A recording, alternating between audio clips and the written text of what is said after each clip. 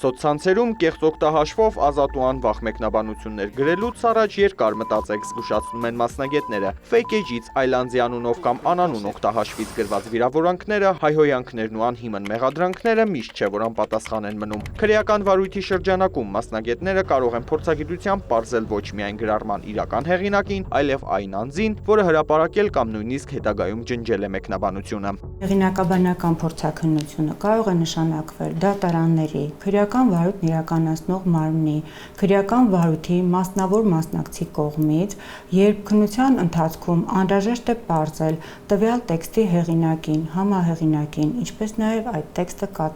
կատարման պայմանները։ Բանավորի պես գրավոր խոսքն էլ ունի անհատական ձեռագիր։ Յուրաքանչյուրը գրում է իրեն բնորոշ բառապաշարով, նախադասության կառուցվածքով, կետադրությամբ։ Հենց այդ առանձնահատկություններն էլ հաճախ դառնում են հեղինակի նույնականացման հիմքը։ Հեղինակաբանական փորձաքննությունն իրականացվում է ինչպես ձեռագիր, այնպես էլ էլեկտրոնային տեքստերի դեպքում, եթե հետազոտվող նյութը բավարար ծավալ ունի, առնվազն 200 բառ։ Երբ որ մի շարք գրառումներ ենք կարդում, այդ գրառումների տակ էլ որոշակի կոմենտներ, մեկնաբանություններ ենք տեսնում։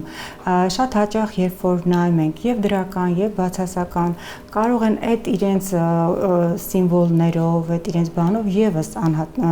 յուրաքանչյուրին անհատականացնող հատկանիշ համարել, քանի որ յուրաքանչյուրն ինքն է ընտրում, կլինի լատինատառ, կլինի հայերեն, կլինի մեծատառերով, կլինի ինչ-որ սիմվոլներով, արևներ, ծաղիկներ, սիմվոլիկա, ասենք, ժպիտներ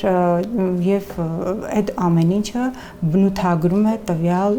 հեղինակին, տվյալ հաղորդագրությունը կատարողին, որն էլ դարձյալ օգնում է հեղինակաբան փորձագետին իր հետևությունները կազմելիս։ Փորձագետը հետազոտում է ոչ միայն ուղղագրական ու քերականական առանձնահատկությունները, այլև գրելու ոճը, բառերի ընտրությունը։ Սոցցանցերում դրանց ավելանում են նաև թվային հաղորդակցության հատկանիշները, լատինատառ հայերենը, մեծատառերի կիրառումը, կրճատումները, նույնիսկ էմոջիները։ Քանի որ արդեն ձեռագիրը գնալով դուրս է գալիս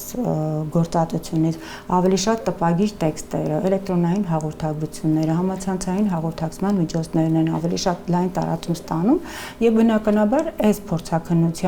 արժեքը, դերն ու նշանակությունը գնալով մեծանում է նույնացում անելու համար, կոնկրետ տեքստի հեղինակին նույնացնելու համար։ Կեղծ անունը կարող է թաքցնել օգտահաշիվը, բայց ոչ միշտ հեղինակին։ Յուրաքանչյուր մեկնաբանություն, բառի ընտրություն կամ նույնիսկ էմոջի կարող են վերածվել ապացույցի։ Մասնագետները հիշեցնում են, համացանցում գրված յուրաքանչյուր բառ կարող է ունենալ նույն իրավական հետևանքը, ինչ իրական կյանքում հնչեցրած խոսքը։ Արամ Մարանդյան, Արամ Հարությունյան, լուրեր։